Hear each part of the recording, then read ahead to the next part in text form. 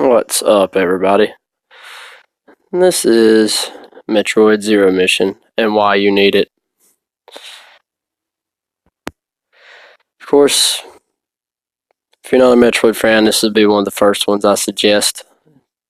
Runs great on the phones. It takes a little bit to get used to with the touch controls. I mean, it's really a learning curve at first if you're not used to them, but they're not that bad. And it can be a little hankering getting used to the R buttons when you're wanting to use them. That's the only downside to it. I'd rather play it with a controller, of course, by all means, in a natural condition, but it's on the go. It's not bad at all. But let's move forward a little bit with this. Why you need it is this is a remake of the original one. In the original one, you didn't have a map. You were just kind of on your own. And if you didn't have a drawing of it, if you didn't have a good memory of it, you were just, there you go, out of luck, no good.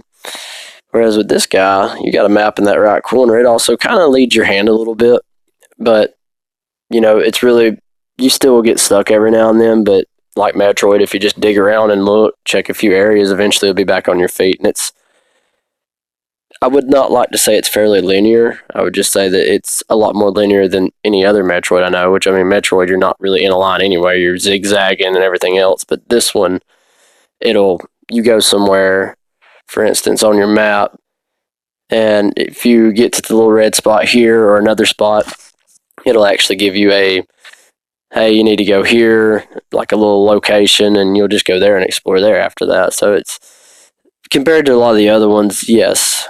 My favorite part about it, I'm going to catch a lot of flack here, I love Super Metroid. Don't get me wrong, I love it. But I played this one I take that back. I played Super Metroid as a kid at a cousin's house. Don't remember much about it. Looked cool, liked it. Then I played Zero Mission years later, and I played Fusion.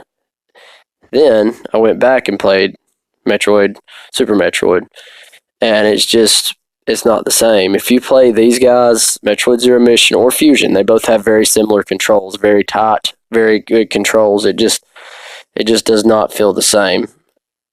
And it shows with Super Metroid a lot because there's a real floaty feel, and some people defend it, some people like it, and that's fine. Sure, if you like Super Metroid better, it's a good game. Not going to bash it, but I prefer the controls on these guys. These are so light years ahead, in my opinion. They're so tight, they're crisp, it's easy to jump.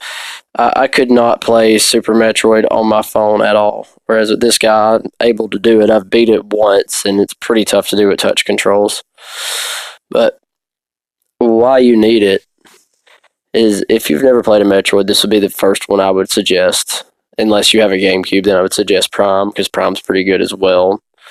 But this being, especially if you're a Castlevania fan, this kind of, the Metroidvania, if you haven't heard of it, that's where they kind of mesh the ideas of going through, except it's more, a hybrid breed on that end. But Metroid Zero Mission, the controls are really tight. The graphics are great for their time. They still look really good on your phone or on a Game Boy player. They're still really great. Of course, it's nothing life-changing, 16-bit Game Boy Advance graphics. The music is great. The music has been upgraded. It has been redone. It's the classic themes from the original Metroid. Very crisp, good stereo sound. Definitely enjoy the beats there. The storyline's pretty straightforward. You go here, you gotta find Mother Brain. It's her first mission. That's, of course, the Zero Mission. And all the stories that ensue from that. I don't want to reveal too much on it. There's a little extra added into it because the original story is a little short. But overall, it's a really good game. I think you can beat it anywhere from 4 to 10 hours. It's pretty short. It's worth your time. Definitely worth your time. It's a great, great game. It's where Samus got her start.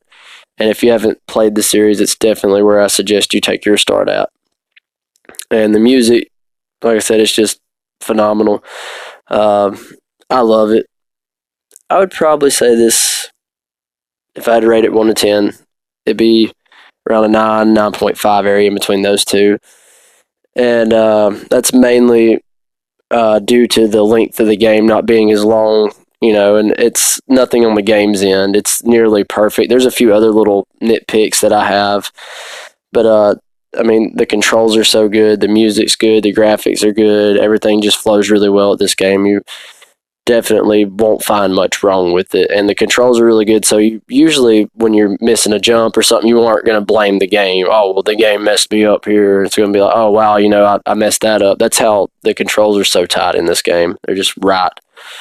But anywho, definitely give it a try. It's definitely worth your time. It's a very good game.